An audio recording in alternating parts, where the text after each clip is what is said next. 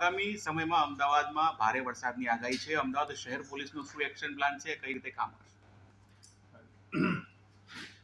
હાલમાં થોડા દિવસોથી ભારે વરસાદ ચાલી રહી છે. ગઈકાલે પણ બહુ વરસાદ થઈ, રાત્રે પણ વરસાદ થઈ. એએમસીની સાથે સાથે પોલીસ પણ જે છે વરસાદમાં લોકોને મદદ પહોંચાડવામાં સક્રિય હતી. હેડક્વાર્ટરમાં અમારી પાસે માણસો રાખ્યા છે, તરવૈયાઓ છે જે મદદ કરી શકે, લાઈફ જેકેટ્સની વ્યવસ્થા રાખી છે કદાચ કોઈને આપવાની જરૂર હોય તો. આ સિવાય એર ટ્યુબ્સ હોય છે, આ પણ આરામથી કોઈને મતલબ કરીને જઈ શકે પાણીમાં, આના માટે છે.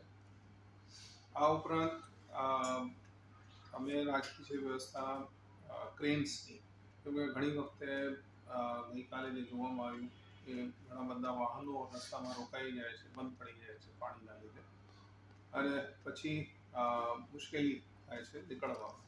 એટલે ક્રેન્સ રાખી છે. અલગ અલગ પ્રકારની 2 વ્હીલર માટે પણ ક્રેન્સ છે, 5 4 વ્હીલર માટે છે, અને હેવી ક્રેન્સ પણ રાખી છે.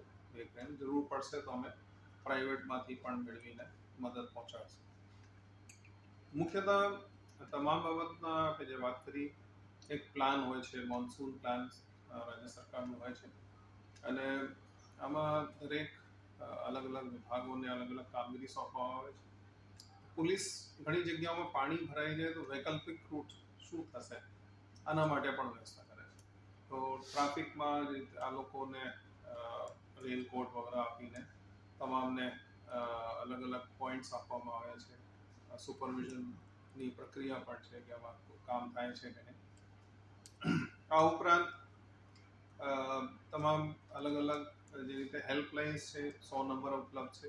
કોઈ પણ પબ્લિકમાં કોઈને તકલીફ થાય તો અમને એપ્રોચ કરી શકે, અમે ડેફિનેટલી મદદ પહોંચાડશું.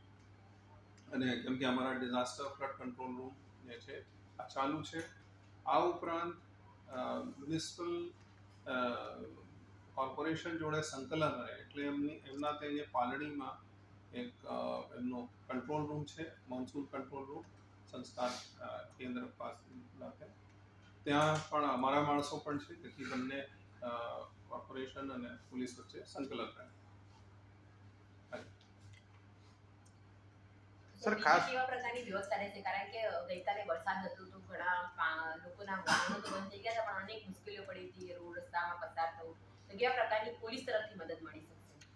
હા, મતલબ જ્યાં જ્યાં સંભવ થયું ત્યાં પોલીસ દ્વારા થોડી જગ્યાઓમાં લોકોને, અમારી પાસે વાહનો હોય જેમાં વ્હીલ બેઝ થોડો ઊંચું હોય છે, તો એટલા માટે થોડા લોકોને આમાંથી કાઢવામાં પોલીસે મદદ કરી ગઈકાલની આપણે વાત કરી તો.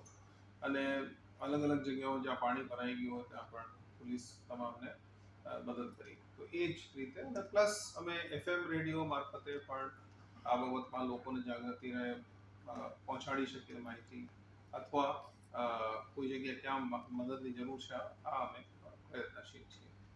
પોલીસનો માનવીય અભિગમ બી જોવા મળ્યો. વાસણાની અંદર કેટલાક શ્રમજીવી પરિવારને જમવા માટેનું બી પહોંચાડવામાં આવે. બીજી કેવા પ્રકારની મદદ પોલીસ તરફથી લોકોને કરવામાં આવે?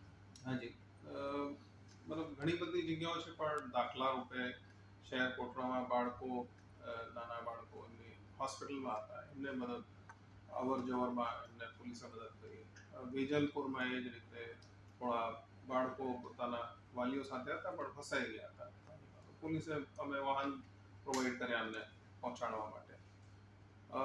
એક રાત્રે સિમ્સ હોસ્પિટલમાં એક નાનો બાળક હતો, એમને બ્લડની જરૂર હતી, સર્જરી હતી, તો તાત્કાલિક ધોરણે કેમ કે દરેક જગ્યામાંથી લોકો નહીં પહોંચી શકતા, તો સેટેલાઇટ પોલીસે આમાં એમને મદદ પહોંચાડી, ઇમિડિયેટલી બ્લડની વ્યવસ્થા કરી અને મતલબ એમનો જીવ અમે બચાવી શક્યા. તો આ પ્રકારની અલગ અલગ કામગીરી છે, પોલીસ કાર્યરત છે, પણ હજી ઘણી જગ્યાઓમાં અમે વધારે મદદ કરી શકીએ. અમને બિલકુલ વિશ્વાસ છે કે અમે કરી શકીએ, અને આ બાબતમાં તમામને સૂચના આપવામાં આવી છે અને તમામ લોકો સક્રિય પણ છે. સર, કોઈ મેસેજ, મોન્સૂન છે, આગામી સમયમાં બી અતિ ભારે વરસાદની આગાહી છે, તો શું મેસેજ લોકોને શહેરીજનોને આપો? ભારે વરસાદ થાય તો મેઇન વસ્તુ છે જેટલા લોકો ઘરે રહી શકે, જ્યાં એમને તમામ પ્રકારની સુવિધા મળી શકે આવા વિસ્તારમાં, તો અને સૌથી મતલબ સેફ જગ્યા જે છે આ ઘર જ હોય છે, એટલે ત્યાં રહે. અને બાકી જે છે કોઈ પણ સરકારી એજન્સી જે હોય, અલગ અલગ સરકારી એજન્સીઓ અલગ અલગ કામ કરતી હોય, પણ પોલીસ પણ સાથે સાથે મદદમાં ઊભી રહેશે. બીજું, દરેક જગ્યામાં વાહન લઈને ન નીકળે, ખાસ કરીને જ્યાં પાણી ભરાઈ ગયું હોય, કેમ કે વાહનોની તો બંધ થઈ જતા હોય છે, પછી વાહન ખેંચવામાં મુશ્કેલી થતી હોય છે. તો પછી આમાં રિપેરિંગના ખર્ચો પણ આવે, એટલે આ કરવાની કંઈ જરૂર નથી. આની જગ્યામાં જે વ્હીલ બેઝ એનું મોટું હોય, હાઇટ ઊંચી હોય, આવા વાહનોમાં જે રીતે બસીસ છે, થોડી જગ્યામાં બસીસ પણ ફસાય, તો આપ સમજી શકો. એટલે પણ પ્રયત્ન કરીએ કે આવા વાહનોમાં જે થોડી હાઇટ વધારે હોય, આમાં નીકળે તો જરૂર પડે તો, પણ જ્યાં સુધી શક્ય હોય આમાં ન નીકળે તો વધારે સારું. સર, આપણે બીજી શું જોયું છે, જ્યારે કોઈ વરસાદ અથવા તો બરફની આગાહી થતી હોય તો લોકોને તંત્ર તરફથી અપીલ થતી હોય છે કે એ લોકો ઘરે રહે. આપણા કિસ્સામાં એવું હોય છે કે જ્યારે વરસાદ પડતો લોકો બહાર વરસાદને એન્જોય કરવા નીકળતા હોય, એવું કોઈ જાહેરનામું કરવાની તૈયારી કરી કે જ્યારે વધારે વરસાદ હોય ત્યારે લોકો ઘરે જ રહે, બહાર ના નીકળે? કારણ કે આમ કોઈ પણ કારણ વગર મિત્રો સાથે, ફેમિલી સાથે બહાર પાણીમાં જાય, એના કારણે જે ખરેખર બહાર લોકો રહેતા હોય લોકોને તકલીફ પડતી હોય. આમાં જીવનમાં ઘણી બધી બાબતો હોય જેમાં આપણે મતલબ કોઈ સરકારી તંત્રના ઉપયોગની કોઈ જરૂરિયાત રહેતી નથી. આમાં લોકોને એમની જિંદગી જીવવા દઈએ વધારે સારું છે. પણ કોઈ આપણે સજેશન આપી શકીએ, કોઈને સુઝાવ છે કે આપ લોકો ઘરમાં રહો તો વધારે સારું, પણ એનું મતલબ આ નથી કે અમે કોઈને એન્જોય કરતા રોકીએ. સાહેબ, નીચાણવાળા જે વિસ્તારો છે, ખાસ કરીને પૂર્વ અમદાવાદમાં, અને આ વખતે તો ગઈકાલે પશ્ચિમ અમદાવાદમાં પણ વરસાદના પાણી ભરાયા છે, તો એ ચોક્કસ જે વિસ્તારો છે ત્યાં કોઈ ખાસ પોલીસનો એક્શન પ્લાન ખરો એ વિસ્તાર માટે?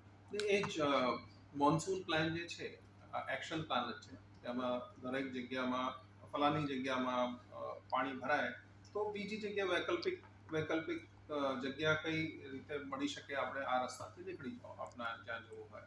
અને આપણે સાચી વાત કરી, પહેલાં એક દિવસ પહેલાં, 2 દિવસ પહેલાં પૂર્વ વિસ્તારમાં વધારે ભરાયેલું, ગઈકાલે પશ્ચિમ વિસ્તારમાં વધારે ભરાયેલું. તો તમામ માટે વૈકલ્પિક વ્યવસ્થા માટે આખું પ્લાન છે આખા શહેરનું, જ્યાં અમે કોઈ પણ જગ્યામાં મદદ પહોંચાડી શકીએ. તો આ છે જ. સાહેબ, નંબર્સ ઓફ બોટ્સ કે આપણે જે લાઈફ જેકેટ